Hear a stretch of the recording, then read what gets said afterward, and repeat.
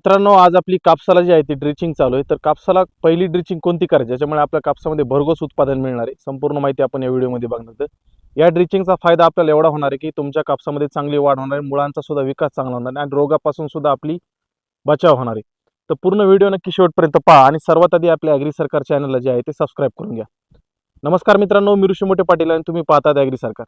तर शेतकरी बंधूंनो, कापसाला पहिली ड्रिचिंग ही आपल्याला कापूस हा 2 ते 4 पानाच्या अवस्थेमध्ये असताना करायची. आता तुम्ही इथं बघत असाल कापसाला आपल्या 4 पानं आहेत.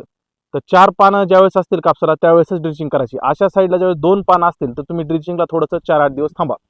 तर आम्ही 19 जूनला जी आहे ती कापसाची लागवड केली होती आणि 19 जूनला लागवड केल्यानंतर आज आहे 18वा दिवस आणि कापसाची जी पानाची अवस्था ही 4 पानावर आपला कापूस गेलाय. काही ठिकाणी 2 पानावर आहे. तर आपल्याला ड्रिचिंग ही अशा वेळेस करायची, म्हणजे 15 ते 20 दिवसाच्या दरम्यान तुम्ही कापसाला ड्रिचिंग करू शकतात किंवा तुम्हाला जर उशीर होत असेल तुम्ही 20 ते 25 किंवा 30 दिवसाच्या आतमध्ये कापसाला पहिली ड्रिचिंग आहे ती करू शकतात.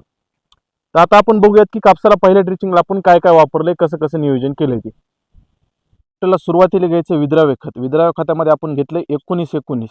आता हे RCFचं आहे, तुम्ही कुठल्याही कंपनीचं किंवा ब्रँडचं हे विद्राव्य खत घेऊ शकतात. तर विद्राव्य खत आपल्याला कशामुळे घ्यायचंय, तर कापसामध्ये आपल्याला नत्र, स्फुर्द आणि पालाश या तिन्ही अन्नद्रव्याची गरज असते आणि याच्यामध्ये तिन्ही अन्नद्रव्य आहेत. म्हणजे नत्र 19%, स्फुर्द 19% आणि पालाश सुद्धा 19% याच्यामध्ये आहे. तर याच्यामुळे काय होणार आहे, आपल्याला नत्रामुळे कापसाची वाढ आपली वेगाने होईल आणि पानं सुद्धा आपली हिरवेगार राहतील. त्यानंतर दुसरा महत्त्वाचा गोष्ट याच्यामध्ये जो स्फुर्द आणि पालाश आहे, म्हणजे फॉस्फरस आणि पोटॅश जे आहे, याच्यामुळे काय होणार, आपल्या कापसाचं खोड जे आहे ते मजबूत होणार आहे. आता हे बघता सुरुवातीला खोड जे लहान आहे हे मजबूत होणार आहे आपलं आणि सुरुवातीपासूनच आपल्या कापसाला बूस्ट हा मिळेल. तर एवढा सगळा फायदा आपल्याला ह्या ड्रिचिंगमध्ये 19-19 आहे. तर काही जण काय करतात की सुरुवातीलाच 12-61 जी आहे ती ड्रिचिंग करतात. तर 12-61 मित्रांनो सुरुवातीला ड्रिचिंग करण्यापेक्षा तुम्ही 19-19 याचाच वापर करा. तर मित्रांनो, सुरुवातीच्या अवस्थेमध्ये तुम्ही 12-61 ड्रिचिंग करणं टाळा. जर तुम्हाला ड्रिचिंग जर 12-61 ची करायची असेल तर काय होतं की जास्त प्रमाणामध्ये 61% मध्ये फॉस्फरसचं प्रमाण आहे. त्यामुळे काय होतं, एखाद्या वेळेस आपल्या कापूस पिकावर स्कॉर्चिंग म्हणजे जरा जळजळ निर्माण होऊ शकते. तर ही जळजळ निर्माण न होण्यासाठी तुम्हाला 12-61 न वापरलेच कधीही बरं. 19-19 हाच सगळ्यात चांगला पर्याय आपल्याला दिसून येतो. तरी सुद्धा काही शेतकऱ्यांचं म्हणणं असतं की आम्हाला 12-61च घ्यायचे. तर तुम्ही 12-61 जर वापरायचं असेल ह्या प्रतिपंपाला, म्हणजे चार्जिंगचा पंप असेल 15 लिटरचा, तर तुम्ही तिथं 50 ग्रॅम किंवा 60 ग्रॅम हे 12-61 वापरू शकतात.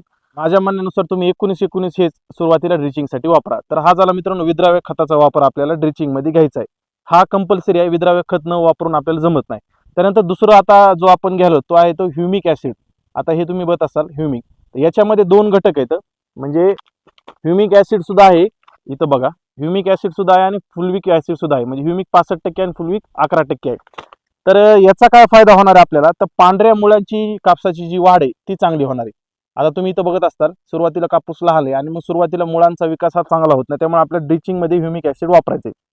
तर पांढऱ्या मुळ्या जेवढ्या जास्त तेवढं आपलं कापसाचं पीक हे जोमदार असतं. त्यानंतर ह्युमिक आणि फुलविक ॲसिडमुळे पांढऱ्या मुळांची वाढ सुद्धा ही प्रचंड होते. त्यामुळे आपण ह्युमिक आणि फुलविक ॲसिड हे ड्रिचिंगमध्ये दुसरं जे औषध आहे आपण ते वापरणार आहे.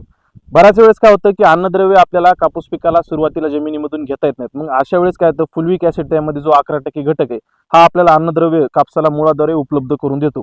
त्यामुळे तुम्ही अन्नद्रव्यामध्ये जी ड्रिचिंग करणार कापसाला त्याच्यामध्ये ह्युमिक ॲसिड अधिक फुलविक ॲसिड असंच कॉम्बिनेशन घ्या. बाजारामध्ये दोन्ही अवेलेबल आहेत. तर नुसतं ह्युमिक सुद्धा आहे आणि दोन्ही कॉम्बिनेशन असतात. तर आम्ही दोन्ही कॉम्बिनेशन असलेलंच औषधी आहे ते घेतले ड्रिचिंग. तर ह्याचा असा दुहेरी फायदा हा आहे की आपल्या जमिनीचा पोत सुद्धा सुधारतो आणि मुळाभोवती आपली जमीन जी कापसाची भुसभुशीत राहते, कडकपणा हा येत नाही. त्यामुळे ड्रिचिंगला आपण ह्युमिक ॲसिड हे वापरायचं आहे. आता तुम्हाला मी व्हिडिओच्या शेवटी सांगणार आहे याचं प्रमाण किती घ्यायचं आहे. तो आता सुद्धा तुम्हाला मी कसं वापरायचं किती माहिती त्याच्याबद्दल सांगत आहे. त्यानंतर तिसरा महत्त्वाचा घटक आहे आपण बुरशीनाशक घेत आहे. त्यामध्ये बघत असाल तुम्ही कार्बोनिझम आहे आणि मॅनकोझिब आहे. दोन्ही प्रकारचे घटक म्हणजे आंतरप्रवाह आणि स्पर्शजन्य दोन्ही आहे. तसं आपल्याला फवारणीमध्ये वापरायचं नाही जमत, आपण ड्रिचिंग करलं तर दुसरा पर्याय थायपोनोड मिथिल सुद्धा आहे, पण चांगला पर्याय सुरुवातीला तुम्ही बुरशीनाशकामध्ये साफ जे बाजारामध्ये भेटतं ते घेऊ शकतात. तर मित्रांनो काय होतं, सुरुवातीच्या काळामध्ये जमिनीमध्ये ओलावा जास्त असल्यामुळे किंवा तापमानामध्ये बदल झाले असल्यामुळे मूळकूज रोग होण्याची शक्यता असते, म्हणजे रूट रॉट. आता तुम्ही बघत असताल पाऊस हा चांगला झालाय, ओलावा जर बघायला गेलं तर एकदम जास्त ओलावा आहे. असा प्रकारचा ओलावा आपल्या जमिनीमध्ये आहे. जास्त ओलावा असेल किंवा तापमानात जरी बदल झाला तरी सुद्धा बुरशीजन्य रोगाचा अटॅक होतो. त्यामध्ये मूळकूज रोग असेल, कॉलर रॉट असेल तरी आणि मर रोग असेल, याच्यापासून आपल्याला बचाव करण्यासाठी सुरुवातीला बुरशीनाशक हे ड्रिचिंगमध्ये वापरणं गरजेचं आहे. तर सगळ्यात चांगला पर्याय हा आपल्याला कार्बोनिझम किंवा मॅनकोझेब याचा येतो. तर मातीतील बुरशीचा हे काय करतं, एकदम नाश करून टाकतं आणि आपल्याला सुरुवातीपासून पिकाचं रोगापासून, ह्या बुरशीजन्य रोगापासून संरक्षण करतं. त्यामुळे तुम्ही बुरशीनाशकामध्ये साफ हा सगळ्यात चांगला पर्याय दिसून येतो. आता थोडक्यात जर मित्रांनो तुम्हाला सांगायचं जर झालं तर या आवळणीचा किंवा या ड्रिचिंगचा आपल्याला काय फायदा होणार, तर कापसाच्या पांढऱ्या मुळाची मजबूत होईल, पिकाला आवश्यक खतं मिळतील आणि बुरशीजन्य रोगापासून 100% जे आहे ते आपल्याला संरक्षण मिळणार आहे. एकूणच आपलं कापसाचं पीक सुरुवातीपासून जोमदार येणार आणि तुम्हाला उत्पादनामध्ये वाढ होणार आहे. तर असं तुम्ही नियोजन करू शकता. आता याचं प्रमाण तुम्हाला मी सविस्तर सांगतो. 19-19 आपल्याला 15 लिटरच्या पंपाला घ्यायचं आहे, 75 ग्रॅम किंवा 100 ग्रॅम. तर सगळ्यात चांगला पर्याय हा 75 ग्रॅम दिसून येतो. त्यानंतर ह्युमिक ॲसिड तुम्ही फक्त 15 ते 20 ग्रॅमच घ्यायचं आहे, जास्त घेऊ नका. 30 ग्रॅम 40 ग्रॅम, फक्त 20 ग्रॅम वापरा तुम्ही ह्युमिक ॲसिड. आणि साप बुरशीनाशक जे आहे तुम्ही 30 ते 40 ग्रॅम हे 15 लिटरच्या पंपाला वापरू शकता. हा 15 लिटरचा पंप आहे. बाकी तुम्हाला एकरला तुम्ही ड्रममध्ये टाकत असाल त्याप्रमाणे तुम्ही कॉम्बिनेशन करून नियोजन करू शकतात. आता ड्रिचिंग करताना आपल्याला काय काळजी घ्यायची, जमिनीमध्ये वापसा हा पाहिजे. वापसा म्हणजे काल पाऊस पडला तर तुम्ही दुसऱ्या दिवशी ड्रिचिंग करा.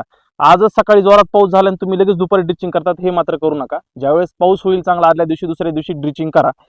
त्यानंतर बुडाजवळ म्हणजे कापसाचं हे जे झाड आहे ह्याच्या बुडाजवळ आपल्याला ड्रिचिंग करायची, लक्षात ठेवा. आणि एका झाडाच्या बुडाजवळ आपल्याला 50 ml हे आहे ते ड्रिचिंगसाठी औषध वापरायचे. मी तुम्हाला व्हिडिओच्या सुरुवातीला दाखवले.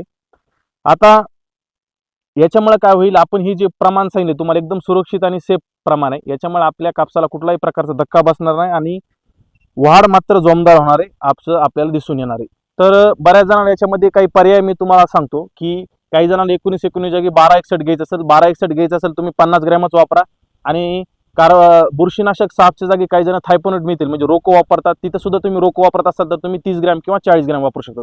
असं नियोजन जे आहे तुम्हाला ते कापसाला पहिली ड्रिचिंग करताना करायचं आहे. आणि ड्रिचिंग करणं मित्रांनो गरजेचं आहे. फार ड्रिचिंगला खर्च येत नाही. तुम्हाला 2 ते 4 पंपामध्येच एखाद्या वेळेस 1 एकर तुमची ड्रिचिंग होऊ शकते. कमीत कमी मी तर 2 पंप धरले, तर जास्तीत जास्त एखाद्याला कापूस मोठा असेल तर त्याला 4 पंप लागू शकते. तर 10 गुंठ्याच्या हिशोबाने 1 पंप आपण धरून चालूयात.